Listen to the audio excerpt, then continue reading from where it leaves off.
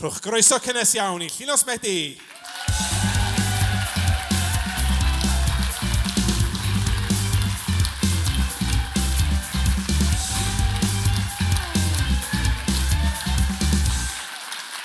Pnawn da, Cynhadledd.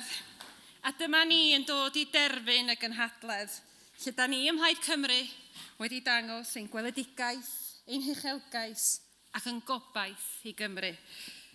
Dyma'r pethau allweddol sydd I angen I redeg wlad. A dyma sydd wirioneddol ar goll yn y Llywodraeth Geidwadol yn San Steffan a Llafur yn Nghaerdydd heddiw yma. Mae siŵr bod chitha fel fi wedi cael llond bol o'r sgandal sy'n dod o San Steffan. Petai nhw'n rhoi gymaint o ymdrech I redeg y wlad, ella asan ni mewn gwell lle. Does dim rhyfedd bod y cyhoedd wedi colli hyder mewn gwleidyddion. Mae gen ein blaid geidwadol yn derbyn rhoddion anferthol gan unigolyn hiliol. A'r gweinidogion yn tyrru ar y cyfryngau I amddiffyn hefo'r frawddeg arferol. It's about time we've moved on. He's apologised. Ydy wir. Mae'n amser symud ymlaen a chael gwarad ar y blaid geidwadol na. Y blaid geidwadol yna sydd yn gyfrifol am ddinistron cymunedau ni. Rhwygo gobaith gen yn hiengtid ni a sicrhau bod I ffrindiau nhw'n wneud yn iawn ar y ffordd. A dydwch chi wrtha I, pam mae aelod seneddol ceidwadol Ynys Môn wedi derbyn 128,500 o bunna mewn rhoddion dros ychydig 2 flynedd diwetha. A'r rhoddion yna'n dod gan reolwyr cronfeydd buddsoddi yn Llundain. Be ydyw diddordeb nhw yn Ynys Môn? Ydych chi'n meddwl bod nhw'n frwd dros y Gymraeg? Neu isio edrych ar ôl yn cymunedau gwledig ni? Neu efallai bod nhw'n yna I ddiogelu'n hetifeddiaeth ni? Nac ydi, siŵr. Ac mae disgwyl I bobl Ynys Môn gwerthfawrogi'r arian mwyn brynu rhyw hai fus a gyrru pamffled llawn celwydd drwy drysa. Dim ond un rheswm sydd tu ôl i'r rhoddion hyn, sef ceisio cadw'r blaid geidwadol mewn grym. Gyfeillion, gwn I nad ydy bobl Ynys Môn yn mynd I ddisgyn amdano. Nawn ni ddim caniatáu iddyn nhw barhau I chwalu'r economi, ein gwasanaethau cyhoeddus a dyfodol y wlad fwy byth. Fy negas I iddyn nhw ydy, dydy pleidlais pobl Ynys Môn ddim ar werth.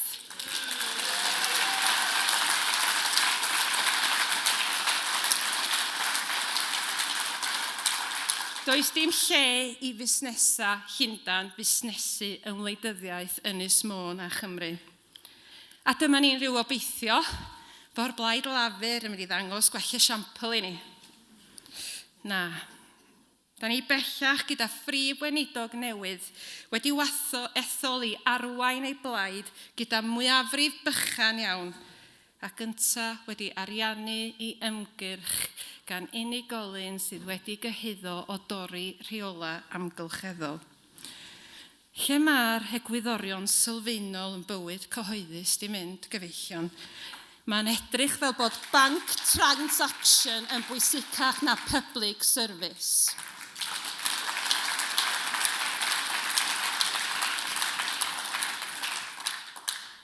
I never envisaged myself as a politician. To be completely honest, I refused the first and second request to stand as a councillor. I thought I wasn't good enough. I thought I wasn't educated enough. And I thought that I was too young. The stark contrast between myself and those decision makers in Westminster is obvious to all. They were born into politics. But since becoming a politician, I have learned something extremely important. What the public wants from us is honesty and someone that they can trust. And what is the meaning of trust? If you trust someone, you believe that they are honest and sincere, and they will not deliberately do anything to harm you. I've now been a politician for nearly 11 years, and I've worked tirelessly to build trust, to be honest, and make sure that my decisions would never deliberately hurt anyone. I feel stronger than ever that we need voices who stand up for the weak and not the rich.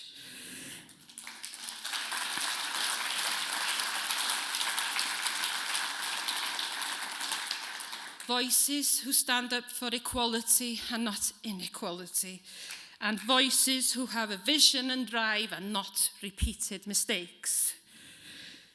So, as the public have lost the trust in politicians, let me say today, as the Ynys Môn MP was having a COVID party, I was discussing the rates for Ynys Môn and the pressures on the health and social services. I couldn't even have a glass of wine in my own house because I had no idea what was coming next. I can also tell you that the then health minister stood up in the Senedd and recognised my work to safeguard the people of Ynys Môn. It even came out in the COVID inquiry that the civil servants had high regard for my leadership.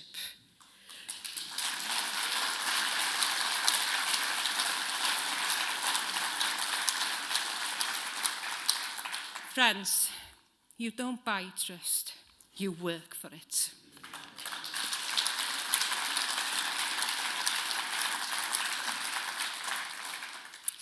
Cynhadledd, mae rhaid i ni fyny y newid da ni'n dymuno i weld. Dwi wedi cael llond bol ar y syrcas a diffyg gweledigaeth. Rydyn ni mewn cyfnod ble mae'r Torïaidd yn gwneud bob dim posib i gadw grym, mond a defnyddio arian mwyn cadw buddigoliaeth. Ond mae'r Blaid Llafur hefyd yn desbryd i gael grym. Ac mae nhw yn newid o fod yn goch i fod yn biws. Mae nhw hyd yn oed wedi dechrau canmol Thatcher. Mae rhaid i ni yn yr ystafell yma, ledaenu'r neges ledled Cymru. Dim ond un plaid wneith ddiogalu ei buddiannau nhw, a Plaid Cymru ydy honno. Y grym da ni eisiau gael gafal ar ydy'r Gymru annibynnol ffyniannus.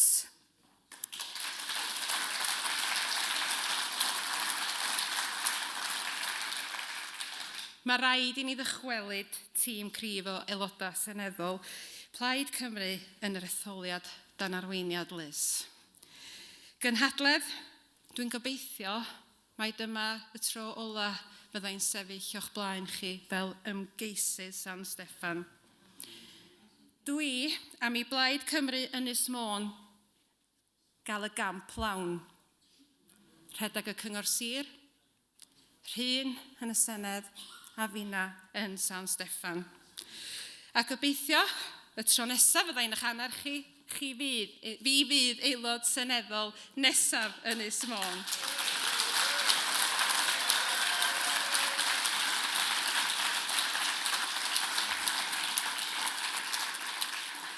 Dewch hefo fi ar y siwrna yma. Ynys Môn ydy'n nghartra fi. Mae Ynys Môn yn gartra i Plaid Cymru hefyd. Ynys Môn, gwlad y medra. Dewch efo fi i ddangos bod ni'n medru.